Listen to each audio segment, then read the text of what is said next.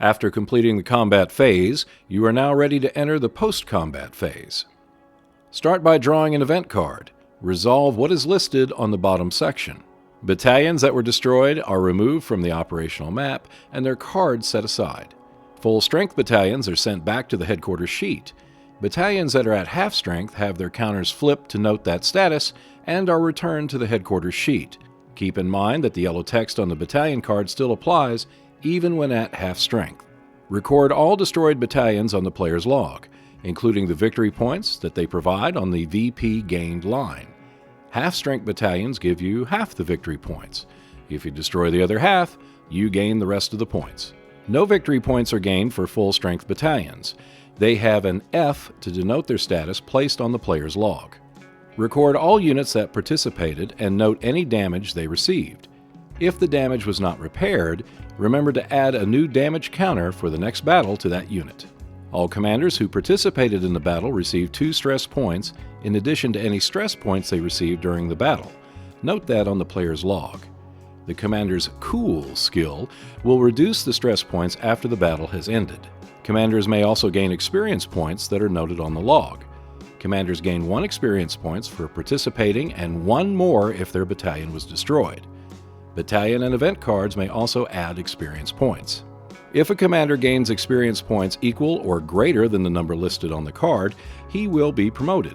Once promoted, recheck his stress points to determine if he is okay, shaken, or unfit. This may affect his Cool rating as well. Record such changes on the player log sheet. All experience points gained will be lost when the commander is promoted. To get promoted again, the commander will have to gain new experience points. If there are more battles scheduled for the week, then return to the start of the pre-combat step.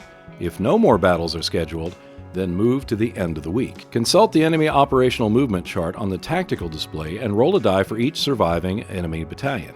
Assault, support, and command battalions have their own rows when die rolls needed to advance, hold, or retreat. The result of the roll may advance an enemy battalion 1 range band closer to your friendly staging range band.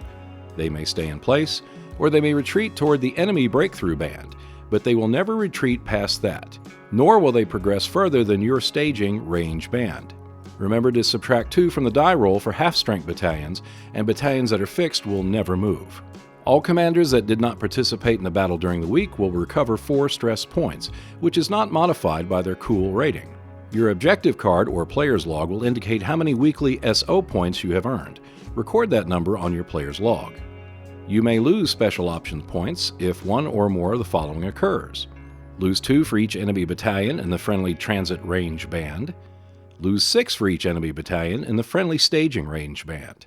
Record all gained and lost SO points on your player log. If you cannot pay the SO points, then the campaign ends in failure.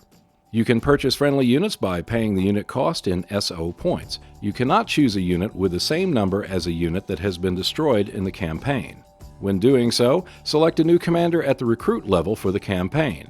You cannot choose a commander whose name already appears in the campaign. You may purchase upgrades for units in your group as long as they are undamaged. Turn them in to earn SO points to purchase a new unit with a higher SO value. You make up the difference with the SO points that have been earned during the campaign. No new commander is needed if the unit you purchase is the same as the old one. If the new unit is different, discard the old commander and replace with a new one that matches the unit type at the recruit level. You may upgrade 1 or more units during this step. Plus, you may repurchase units that you traded in for the SO points. If a commander has been killed, discard the card and add a new recruit level commander of the same type. They cannot have the same name as another commander that is or was part of the campaign. Commanders that are wounded or unfit can be discarded with new commanders selected at the recruit level. Remember that multiple commanders can be replaced during this step, but the number of commanders must not exceed the number of units. For every unit lost that their commander survives, you must either buy a new unit of the commander's type or discard the commander. A new commander's skill level may be adjusted by paying 3 SO points for every level you want to increase. SO or special options points may be used to repair units and heal commanders that are wounded. 1 SO point removes 1 damage counter from a unit, unless it's engine damage, which requires 2 SO points to repair. Remember that your US mechanic skills may be used during this step. Wounded commanders may not participate in a new battle. but a single SO point will heal them. Remember that your commander medic skills may be used during this step. At the end of each week, 5 SO points may be used to remove 2 stress points for all commanders in your group.